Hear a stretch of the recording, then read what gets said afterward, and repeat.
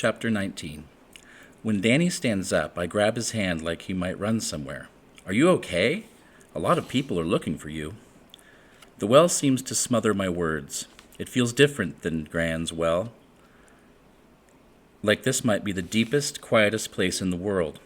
I step up to the well wall and peer into the murky darkness. Again? Danny pulls his hands away. I know my way home.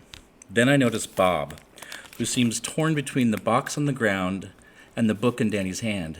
The book in his hand. He's holding the book with Bob on the cover. I think there might be a cupcake inside that box, Bob whispers to me. But I'm a lot more interested in the book. Can I see the story? I ask Danny. He knows the one I mean. He hands over the book. It's not true anyway, Danny says as I read down the table of contents. There are only 2 wells around here, the one in your Gran's yard and this abandoned one.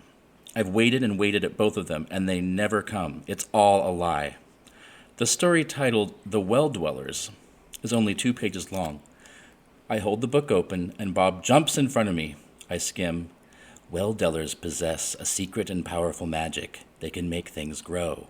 They live all over the world in secret. Bob, I say, move your head. I can't see.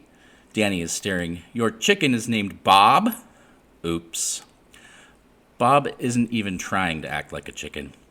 He sticks out one long green finger and points. Then he starts to screech. Or I thought he was screeching at first. After a while, I figure out he's actually talking. He's saying, me, me, and he's touching the picture on the page. It's definitely a picture of Bob. Same green head, same green arms, same green body, same crooked smile. Standing right next to a well. It's not his exact well, but it's not that different either. Bob, I shout, that's you. Maybe this well is a passageway. Maybe it leads to your home. Danny's mouth is hanging open. He says, a chicken in a well? Bob breaks into a smile and starts jumping up and down. He turns and actually tries to hug the well. Oh, Livy, do you think so? Do you really? He stops. He freezes. I freeze. Danny freezes. Because there is a kind of rumbling coming from inside the well. What's that noise? Danny whispers. Before I know it, he's standing behind me, peeking out from under my arm at the well. It's talking, Danny says into my side. It's all right, I tell him. I don't want Danny to get scared, but doesn't feel completely all right. The well is talking, not in a voice. It's talking with the ground. It's talking with the rocks. It's talking with the trees. It's talking with the birds and the bugs. It isn't using any words, but with the rocks and the ground and the trees and the birds and the bugs, the well is asking a question. And then everything starts to move. Still holding the book, I squish Danny against me with one arm and grab Bob's hand on the other side. It feels soft and dry and strong. He's squeezing my hand pretty hard. We're all looking at the well. More vibrating earth, more shouting trees and birds and bugs. I'm scared. Is this whole town shaking? And right then I have the weirdest thought. Where is my baby sister? Is she safe? I remember she's far away with Mom, safe somewhere. The well wall begins to shake. Danny's arms go around my waist, and then Bob lets my hand go and takes a step toward the well. Bob! I yell, reaching for him. What are you doing? You've got to hold on to something. Bob staggers toward the well, first one foot, then the other. He holds his arms up in the air. It's like when a baby wants up. Something starts coming out of the well. An arm, green like Bob's, but bigger. And then another one. Livy! Bob shouts. Livy, it's my...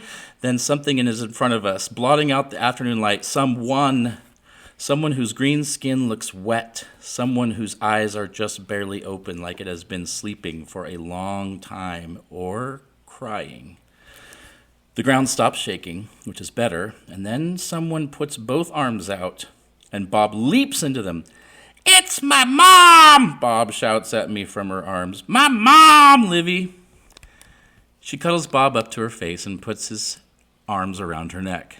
Danny lets go of me. Oh, no, you don't. I catch his hand. He pulls, reaching for the little box on the ground. Then, with his free hand, he holds the box up to Bob and his mom. Oh, thank you, Bob says, plucking the cupcake from the box.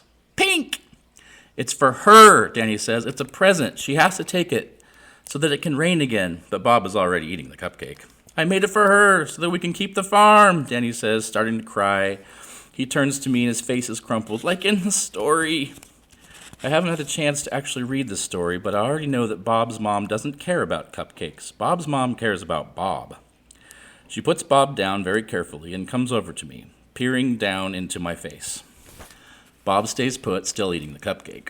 She's like a very tall version of Bob, but wet and earth-smelling.